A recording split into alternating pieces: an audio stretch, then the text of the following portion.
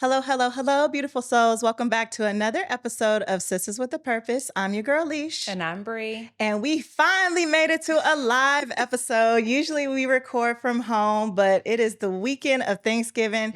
I made it to San Antonio, so we were finally able to touch down and get together. I haven't seen Bree since the baby shower. Has it been that long? Live, yeah. Yeah, because I was like, man, baby girl celebrated 4 months. I was like, dang, it went by so fast. Yes. But before we get started, we are Sisters with a Purpose. So make sure to like, comment, and subscribe to our YouTube channel. Every day I'm checking, and the subscribers is just increasing. So we want to thank you all for subscribing, telling a friend. Telling a friend is a way of just promoting us as well. It doesn't cost anything, so we do appreciate it. But the purpose of our channel is that we always want to give you a little bit of sports, and then we always want to give you health for the month that we are recording in, or just that we want to bring awareness to. So as we jump into our sports segment, it's the fall. It's the winter time. I feel like everything's going on. I was telling Bree, I don't even know what to talk about. College basketball is back. The NFL is going crazy right now. The NBA the NBA started. I believe they're in like that tournament play right now. What else is going on? Who do you think has had the best floor design? I liked Houston. I don't know. The Spurs it was very neat. They brought Really? like back the old, like just kind of classic Jerseys. Yes, Yeah. I enjoyed it. Yeah, no, like I said, with the NBA, there's just been so much going on. I got to watch the Knicks play. Dallas and the Lakers played last night. I did not stay up to watch the game, but it's just it's just so much going on. And then there was some NFL playing yesterday. My husband's team, the Eagles, fell a little short. He was upset. I just try to keep the peace. I'm like, I don't even know what's going on. But the Cowboys and the Kansas City Chiefs, I was just happy we took that win. I don't care how we got it. Yeah, that's why I said it's like, oh, the Cowboys beat the Chiefs. Like, okay. Oh, the Chiefs might not make the playoffs this year. I'll take it. Okay. The Chicago Bears have only lost 3 games. Okay. Yeah. It's just a weird time for sports right now. But one topic that I do want to kind of just discuss real quick is I'm gonna call him our cousin, Shador. I'm so happy. I'm so happy for him. I'll be like a proud aunt. Like, just wait. I'm like, The come on, hoops baby. that I jumped through to be able to watch that game, because it was not playing in San Antonio. Yeah. You definitely had to get it on some form of a streaming service. Yes. But from beginning to end, I watched, and I think every household was just happy. We didn't care what the result was. He just got his chance, and it was amazing. However, do you think he played safe and smart? For Wasn't a him, lot of deep passes. yeah, for him, I think I'm like 90% sure about this, but I believe he was the first starter for the Browns that has actually won them a game. Oh yeah, in years. Yeah. It's been yeah, since to the not be 90s. deemed the starter, to just have to come in and then for you to be like, that's your first start for you to win them a game. That was like a week prep. Yeah. I mean, it was against the Raiders, but I mean, I feel like what everybody says, you're a professional football team. So they're not just going out there and going to give 50% effort. You're going to want to give it all you got. But I've listened to a couple of channels, and even talking with my friends, one of my close friends, JT, he was on the podcast a while back, but he's a big Raiders fan, and Chris is too. And yeah, he's just so disappointed year yeah, after year. he like, we just sorry. I'm like, I mean, okay, everybody's in that season of rebuilding and no, we've been sorry for a long time. Okay, Yeah. well, again, Shador, I was proud of him. I was smiling the whole game. We'll see what happens this week. Yeah, we have the NFL Sunday ticket, so we can kind of do the split screen. So we were watching Okay. Detroit and Philly last when they were playing, and then Shador when they were playing, the Browns and the Raiders when they were playing. So it was a good game. Okay. NBA, I just catch it when I can. I think LeBron, this might be his last year.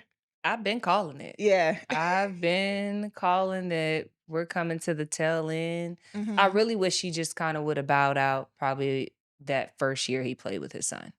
Okay, As last far, year. yeah, I just think that progression, stats, how it looked before I just don't want him to get that plateau of Mhm. like, who is this? Like, Yeah. we're not at our start and we're not playing our best LeBron. Like, I just would have rathered he just bowed out at that moment. I'm telling you, I think LeBron should do a jersey retiring in every city. Like, I think it would be like the dopest retirement we've ever seen. Yeah. I know when, and it's till this day, I remember where I was when I watched Rest in Peace Kobe, when I watched his last game. We were at this bar in Dallas. It's called Gators. And everybody was there when he was just when he had his last game. He balled out. And it was such a good memory. And with LeBron, I agree with you. I wish he would. I mean, of course, he's gonna I feel like they're gonna capitalize off of it anyway, because I Mhm. think I heard about a fan that sued him or something because he had announced something and they thought that he was announcing he was retiring, but I think it was just like a Hennessy commercial or something. Oh, Lord. And he went and spent money on all these tickets. And he was like, I want a refund. And they're like, man, you can't do that. I've never got to see LeBron play. Every time we've bought tickets He doesn't, for San Antonio, he sits. yeah. He won't play with San Um, Antonio. So we've been very close and then he doesn't. So I don't know if we're ever gonna check that off the box. yeah. But I hope so. I hope to catch him in Dallas this year.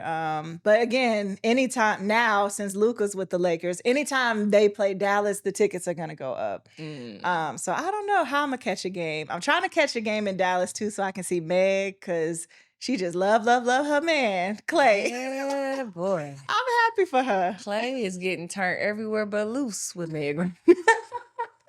I'm happy for her though. She really she's in her lover girl season. Yeah, I think we talked about it. It's definitely an opposite. Yes. Because he gives this persona that he's so private and so quiet. Mhm. And then you got Meg, who's just very out there.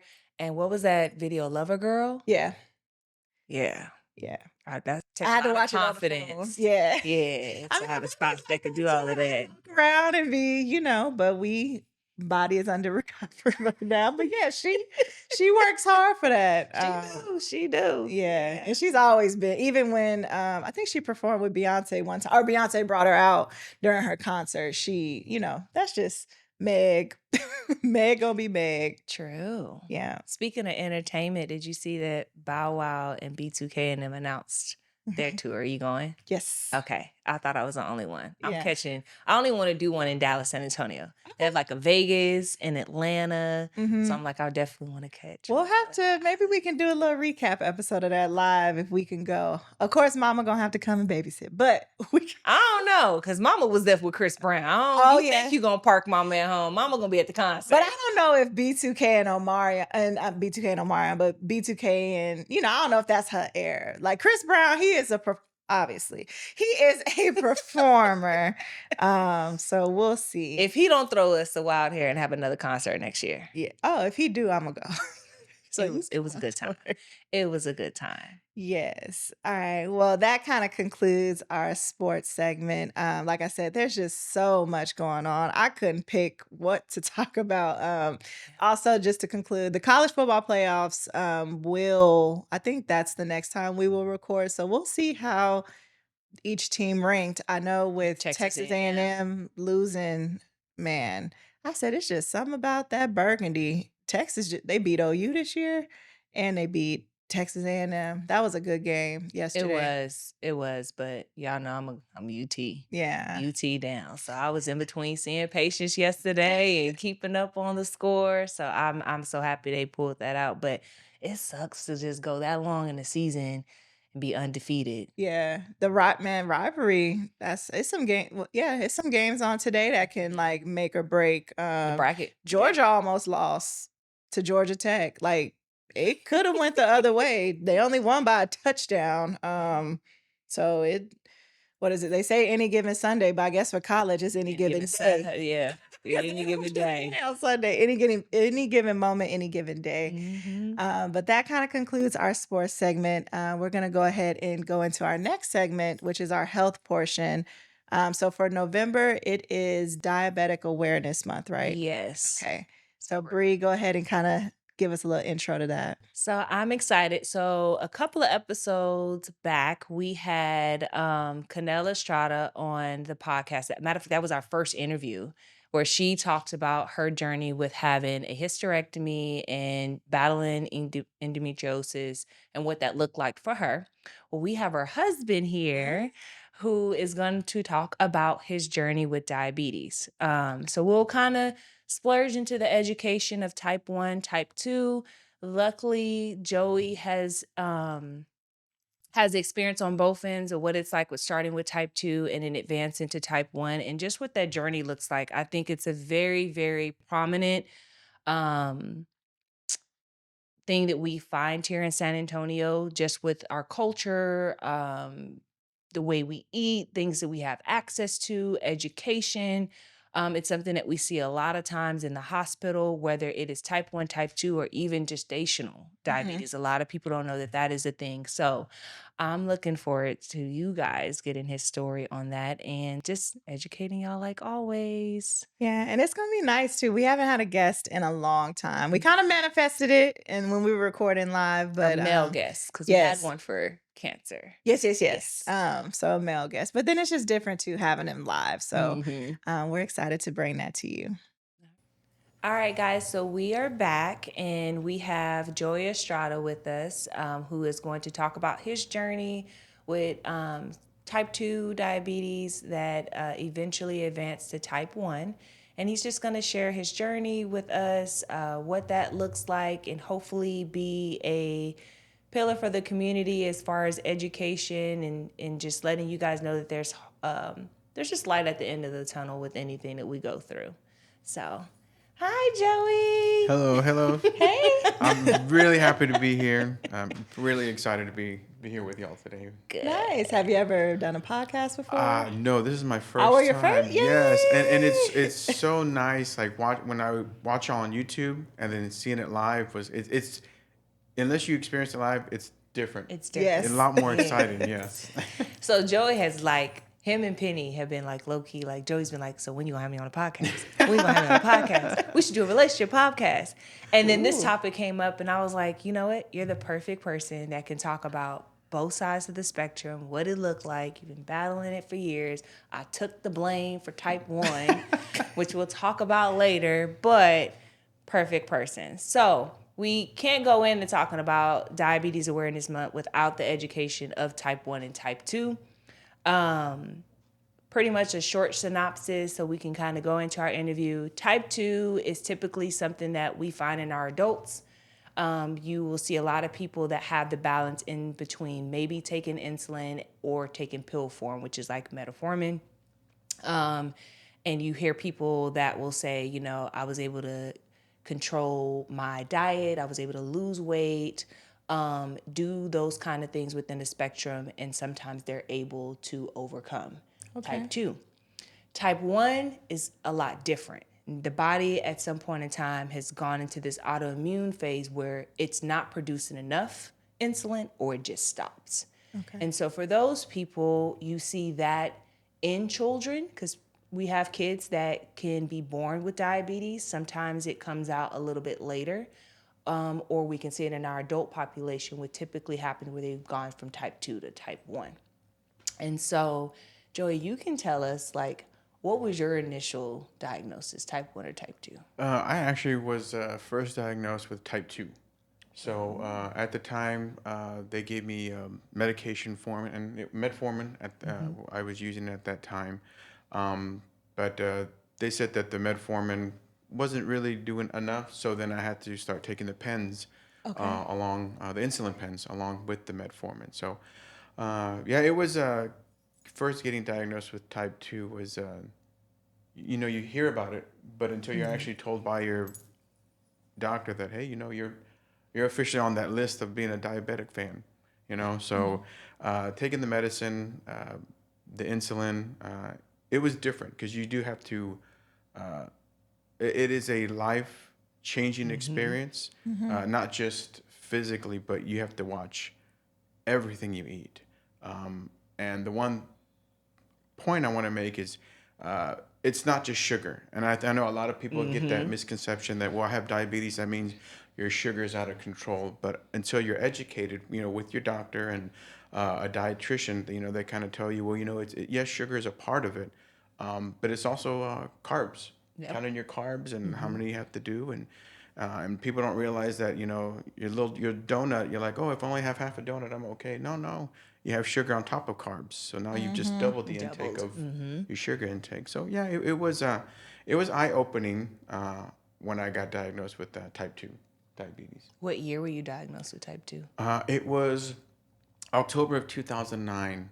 I remember getting diagnosed towards the end of October, and there was a moment of well, what do I do? Right. Right? Mm-hmm. Well, I mean, do I? Matter of fact, I believe that Thanksgiving I didn't even eat because I was Mm. so like, oh, I can't eat nothing. Yeah. Just Mm. I'm just gonna have bread on the side, and then not knowing that the bread doesn't help, Yeah. right? No. Just eating the bread. Or So not eating can just plummet your yeah, sugars. even worse, right? Yeah. And at that time, diagnosed and thinking that my life's your life's completely over. People go to the dramatic part with that. Um, it also involves stress, Oh yeah. anxiety, depression, and it's not just the foods, but it's also your emotional roller coaster that contributes a lot to people with diabetes as well. Mm-hmm. So So you can have a stress response, like he brought up with insulin, and that higher stress response will produce more insulin. And so when you're constantly doing, like he said, this wave of like it's somebody that has depression and they're this on this wave, the body's like, well, which way do I go? And sometimes the body's just like, you know what? You figure it out. yeah. Right. And certain things will start to shut down. So was there something, did you just have a wellness check and they did labs and you found out? Or did you start to have symptoms and you were like, something's off? Right. So at first it was mild symptoms, going to the restroom, Mm-hmm. drinking water at night, but I really didn't think anything of it at the time. Then actually one day at work, like a light switch, I was working, stood up to stretch, and I looked down the hallway, and the exit sign was completely blurry. I mean, it was blurry, and it kind of, I rubbed my eyes. I'm like, okay, well, maybe it's just, Mm-hmm. I'm just tired of looking at the screen. Mm-hmm. But the whole day, I kept looking up, testing it, and my vision was blurry, and I got concerned. So I went to the nurse's office there at work, and I was like, hey, look, I've noticed I've been going to the restroom. I've been drinking a lot of water. I was like, and then just today, just like that, I was like, my vision far away got extremely blurry. They were like, well, then you need to go. She goes, that's a sign of diabetes. She was like, you need to go make an appointment with your primary doctor. And sure enough, that next day I was able to get in. They did their blood work and all that good stuff. And uh, they called me a few days later, told me to come back in. And then my doctor kind of said, hey, you were on the borderline of being pre-diabetic, but Pre-diabetic. now you're full blown a type 2, so we need to get you on the medication, and possibly if you need the insulin pens down the road. Eventually I did. That was the direction we were going to take. So with that, it changes your perspective on what you eat, Mm-hmm. and the little things, like it scared me, when the vision down, like Yeah. Mm-hmm. I mean, it was very blurry. It scared me. Like, it is scary when you're told you have diabetes, whether it be type 2, type 1. The first thing that goes into your head is, the vision, your feet, just things like that. So, So he did touch on some like very big signs and symptoms. So excessive peeing, especially at night, excessive thirst, because your body is going into this response where it's not producing enough. So one of the symptoms of the brain is like I'm very thirsty. Vision, and you will hear a lot of people talk about just being diabetic and the neuropathy that comes with their vision. Some people, when you're not controlling your sugars, you can go blind. yeah. Um, and then we do talk about the extremes, and we see the extremes of diabetes, and you see the people that unfortunately wind up being having their big toe amputated because there's this decreased circulation that starts towards our lower extremities. We don't heal the same. So that's another sign and symptom. When you are diabetic, that bruise takes forever to heal. Yeah. Cuts, you're at a higher risk for an infection because it takes a lot longer for the body to produce what the things that it needs to heal a lot of those different traumas and scars. So those were very, very big signs and symptoms. Your body was already pre-telling you beforehand that something was going on. And the main test that they use is what we call an A1C. Yeah. So A1C is able to go back 3 months, and it takes that 3 months snapshot and says, you know what, there's something going on here. Now you can do a spot check glucose, but it's not as accurate. Just because, is it fasting? Is it non-fasting? What does those numbers look like? And then you start going into your patients that rare occurrences, they have like a sugar of 500. Those are like ICU. Like, and Yeah. you'd be surprised how many times we've seen people with sugars that high, and they're talking and having full conversations, not knowing that they could have went home that night and never woke back up. So, when were you diagnosed with type 2? I mean, type 1. Type 1. Type 1. I want to say maybe about 2 years later after I was diagnosed with type 2, I was diagnosed with type 1. Things just, my A1C was completely all over the place. My glucose levels were all over the place. But not only was the diabetes affecting just my insulin in my pancreas, but, unfortunately, my cholesterol went crazy. My triglycerides went crazy. My blood pressure, it just all came to a stopping point. And when I was diagnosed with type 1, it was scary because I don't exactly remember the day of, but I'll just give an example. I went to the office on a Monday morning. They did the blood work, and before the end of my primary doctor's shift, they called me. They're like, "You need to come in tomorrow morning. Something's wrong." So I went in the next day, and he was like, "Hey, look, I'm not going to sugarcoat it for you because this is something you need to take serious." He's like, "Your pancreas is dying." He's like, "It's literally right now dying. It's not producing any insulin, and you need to make a life decision. And this is going to let you know how long you're going to live." And that was absolutely scary to hear that, that the part of your body that you need in life, it was shutting Yeah. down. Yeah. So with that, they completely took me off the pen, kept me on the medication, but I was put on an insulin pump. So the insulin pump was connected to my body, and it gives you a running roll of insulin every time. Of course, you can adjust it depending on, your breakfast, lunch, and dinner intake and what you're gonna do. But I no longer had to give myself the pen. And it's changed today. But years ago it was like Actual an box. actual Yeah. box with the insulin and everything, and it was a pain to clip on, take your shower, do this, do that. Absolutely. But yeah, I was on the insulin pump for about 8 years. But even with the insulin pump, my body, not to say I ate gloriously, like because I didn't. I still ate. I did make some life changing decisions. But it was still a struggle, even with the insulin pump. And then it was an up and down struggle with it. And I had support of my wife, who was amazing during my emotional breakdowns, because sometimes I wouldn't eat for days, and she's like, "That's not acceptable." Right. And I would console Shauna, and because of course she's in the medical field. I'm like, "Hey, look, I don't know what to do." And she would tell Penny, "Hey, tell Joey, keep his head up, just take this plan," or I would reach out to her, and so it does help having that support system, because I know when it's serious. When you are type 1, I don't want people to think that it's a cakewalk just because you have the insulin pump. You're like, "Oh, I can eat whatever I want. I just need to adjust the pump," and yes, it does regulate it, but your body, with the up and down levels, it doesn't recognize it or read it very well. So it may help with the insulin, but everything else in your body is getting thrown off.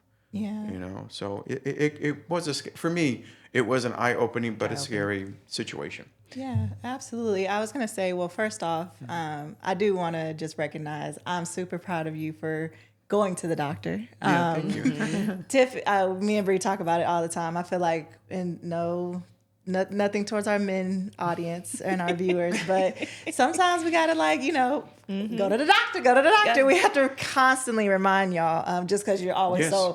you're Yeah. just I'm the provider. You really don't have that time for yourself. So I just wanted to recognize that. I'm super proud of you for that. But Thank you. does it run in your? First off, are you originally from Texas? Yes. Okay. Yeah. I was born in San Antonio. Grew up mostly in South Florida, Palm Beach. Okay. I went to school in Tampa. Yeah. Oh yeah. You Yeah. see? Okay. Cousins. Yes. But and then we moved back in '95. So I've been here since '90 and back in San Antonio since. Okay. 92. Okay. So would you think, or would you say that the states where you live kind of mattered with the food that you ate?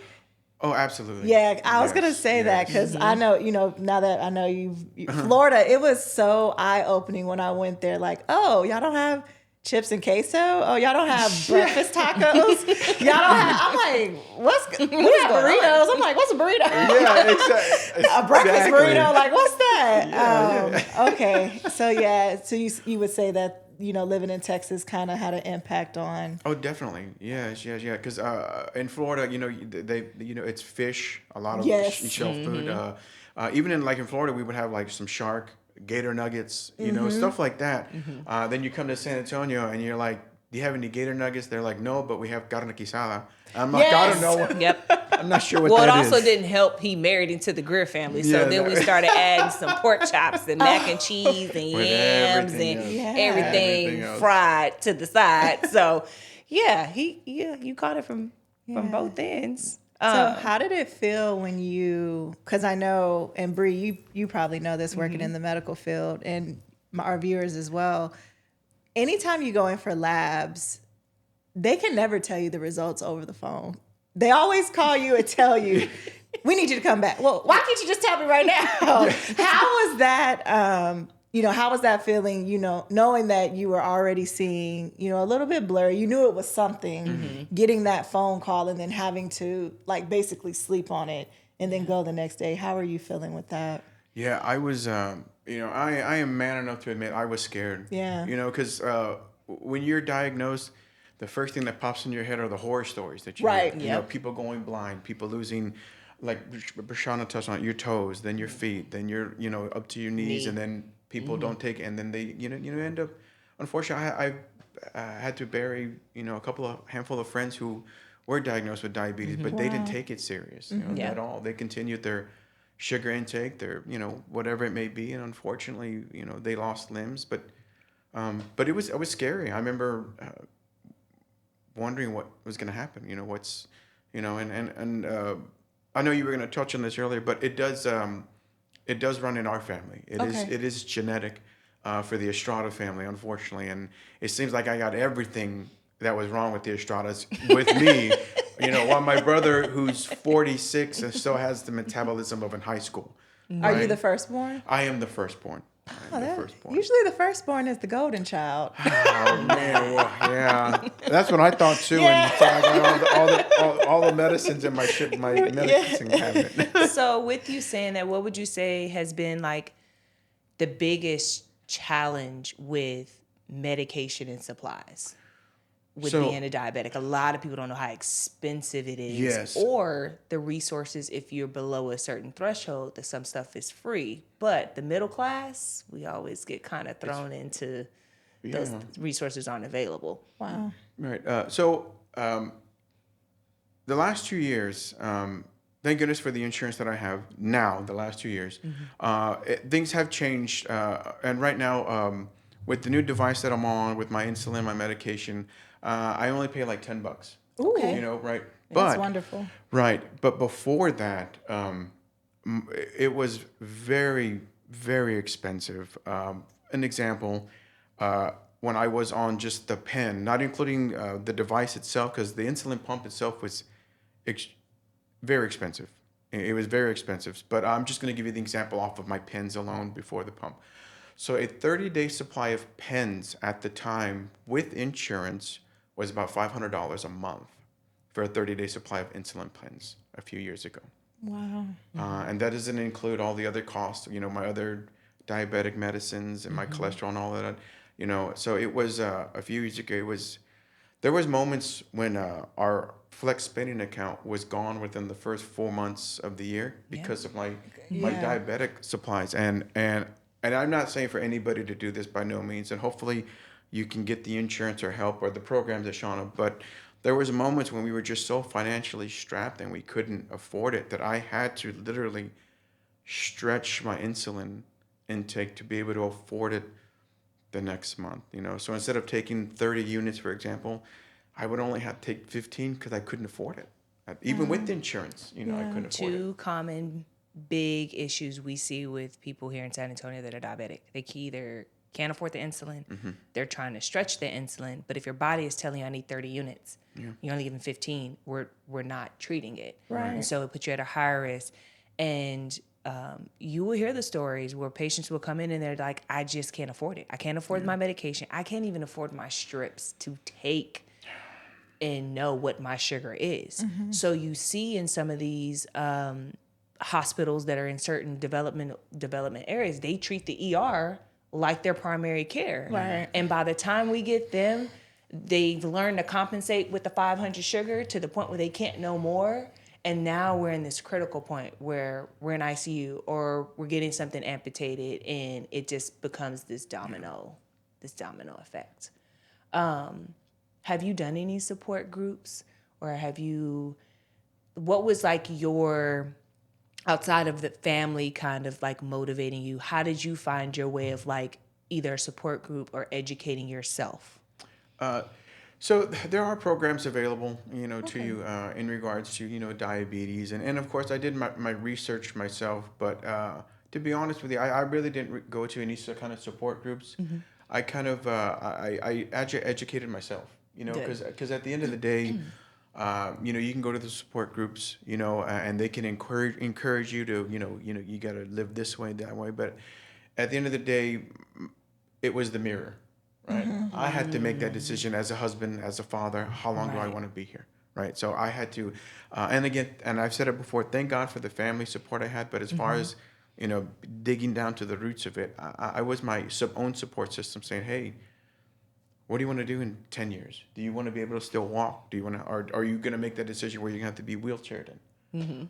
So I made that decision as a husband and a father. Like, I have to change, because I want to be here for my one of my checklists, one of my grandson who's here, which I can check that off the list, right? Yeah. But I want to be around for when my youngest daughter gets married and stuff like Wow. that. Yeah. So it's I was again, other than the family support, I was my own support system because I'm the one that has the donut in my hand. Say, hey, I can either eat this and enjoy the moment, or put it down and make this sacrifice. And it is a sacrifice, not gonna lie, changing your diet. You can go Oh, from having yes. a donut, or do you want a carrot? So don't get me wrong, I would look at the donut, smell it, and then eat the carrot, right? So it helped Right. a little Yeah. bit. But yeah, I would say myself was probably my biggest advocate to make that change. What would you say, kind of closing out, that you think needs to change within San Antonio or just within the culture of being diabetic that can reduce people being educated about it, trying to get ahead of it before it gets too bad? Right. So diabetes in general is a challenge for anybody, regardless of your ethnicity, your culture. But I do want to point out that with diabetes, the minorities are some of the scariest parts to be. Just some stats. American Indians have double the rates of average of diabetes compared to every other culture, every other race in this country. Really? Yes, and that's kind of scary. And then African Americans, but overall male African Americans, which is more concerning because my sons are that way. They are 50% more able to develop diabetes and have a higher mortality rate than any other race in this country. Wow. And our Hispanic community has the highest prevalence of diabetes, and within the Hispanic community is the largest ethnicity that ignores the signs of diabetes. Wow. And I think that needs to change. And this whole I'll go to the doctor eventually, that mentality and that culture and that thinking, it needs to stop, because Shauna touched on it earlier, and you did too. When you finally make that decision to go, it could be too late. And that's not, we have to change it. And I'm not saying that you need to completely stop and enjoying life, Right. Yeah. eating, but it's okay to eat a certain way. And then, it's okay to have your little treat and your little snack here and there. Just don't make it part of your daily routine, because if you do that, doctors say that if you try to cold turkey the carb and the sugar intake, people fall off that wagon and go right yeah. back Oh, to where they're yeah. at. Yeah. So definitely, if you are diagnosed, yes, it's can make you mentally change, but take your baby steps to get where you want to be in the long run as far as changing your way of eating. So Oh, that's beautiful. yeah. Yep. So they do have a couple of things here that I'll close out with. University's very big with doing like their mobile clinics within different areas of the city. Baptist does as well. I think university even takes it a step further where they actually go into the schools and try to educate kids. The Obama administration was very big on kind of changing foods that kids had access to within the schools. So we're seeing some change. I just don't think we've really gotten ahead in some of the areas where we're more prominent to certain foods like San Antonio. Yeah. So it's just very important that, you educate yourself, get ahead of it, doctor's appointments, and just try to break some of those generational, cultures that we have where everything is fried, everything is processed, and just try to eat healthy. Yeah.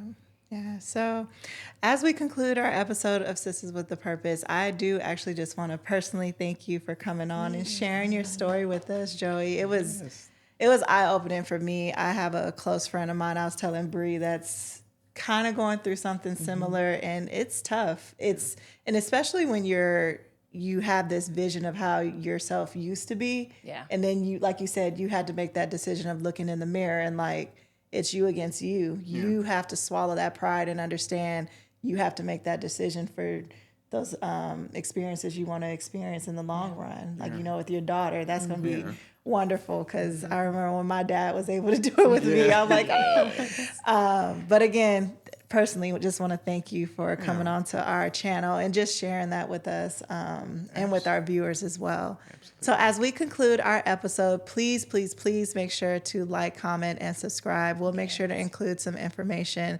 about just being diabetic and just some things that you can experience and some helpful information when it comes to that. So again, I'm your girl, Leash. And I'm Bree. And this is Joey. Yay. Thank you. Thank you, guys.